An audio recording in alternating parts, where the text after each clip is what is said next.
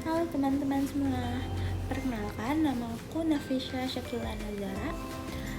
Aku di sini bakal ngejelasin tentang fenomena kemiskinan sama pengangguran di kota yang aku pilih, yaitu kota Jakarta Selatan. Nah, maka dari itu kita langsung aja ke PPT-nya ya. Nah, di sini tuh ada yang pertama BPS Jakarta Selatan. Apa sih BPS itu? BPS itu Badan Pusat Statistik atau singkatnya BPS. Berdasarkan data dari Badan Pusat Statistik Kota Jakarta Selatan, dalam 3 tahun terakhir itu angka kemiskinan di wilayah ini tuh menunjukkan penurunan yang signifikan. Nah, pada tahun 2023 ini tingkat kemiskinannya itu mencapai 3,10% dan turun dari 3,52% pada tahun 2022 dan 3,56% pada tahun 2021. Penurunan ini mencerminkan upaya efektif pemerintah dalam mengentaskan kemiskinan melalui berbagai program peningkatan pendapatan bagi masyarakat yang kurang mampu di kota Jakarta Selatan. Slide ke selanjutnya. Nah, secara absolutnya jumlah penduduk miskin pada tahun 2023 tercatat sebanyak 71,90 ribu orang, berkurang sebanyak 9,21 ribu orang dibandingkan tahun sebelumnya.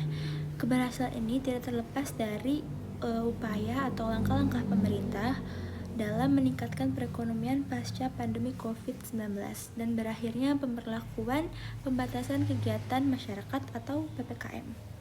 Kita slide ke selanjutnya.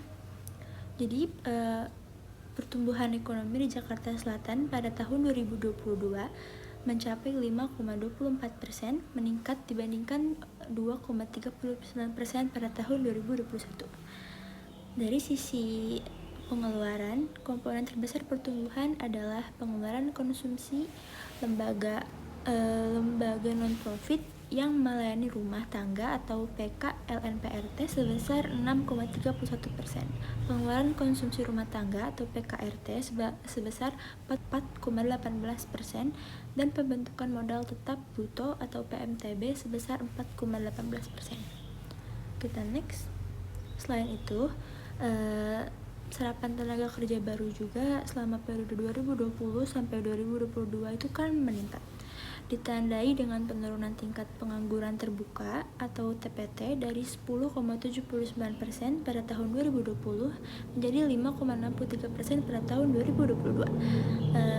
Penurunan ini menunjukkan bahwa pemulihan ekonomi yang mendorong penciptaan lapangan kerja baru dan penyerapan tenaga kerja itu lebih baik. Kita next.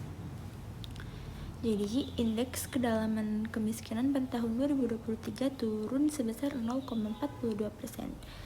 Jadi ini tuh menunjukkan penurunan jarak yang rata-rata pengeluaran penduduk miskin. Indeksnya keparahan kemiskinan juga mengalami penurunan sebesar 0,17%. Ini berarti menandakan berkurangnya ketimpangan atau pengeluaran di antara penduduk miskin. Penurunan angka kemiskinan ini juga didukung oleh konsistensi bantuan sosial dari pemerintah pusat maupun provinsi. Menurut data Susenas Maret 2023, 15% masyarakat miskin di DKI Jakarta telah mendapatkan akses ke perlindungan dan jaminan sosial seperti BPNT, PKH, dan KPS dan KKS gitu. Next, secara keseluruhan penurunan angka kemiskinan pengangguran di Jakarta Selatan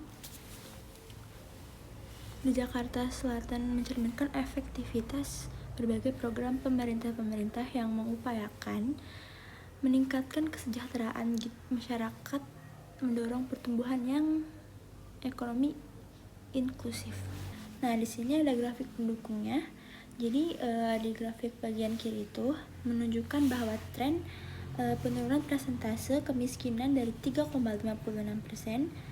pada 2021 menjadi 3,10% pada 2023. Nah, grafik kanannya menunjukkan tren penurunan tingkat pengangguran dari 10,79% pada 2020 menjadi 5,63% pada 2022.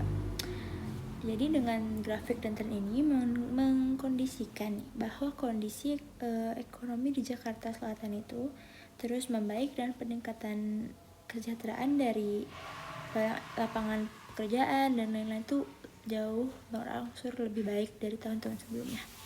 Jadi bisa didefinisikan bahwa fenomena kemiskinan dan pengangguran di kota Jakarta Selatan itu semakin membaik dari tahun ke tahun berkat adanya upaya-upaya pemerintah untuk menanggulanginya. So guys, itu buat penjelasan dari aku soal mengenai fenomena-fenomena di kota yang aku pilih, yaitu Jakarta Selatan, yang tepatnya di mantan ibu kota kita kali ya. Jadi so terima kasih yang udah nonton, semoga bisa membantu. Bye bye.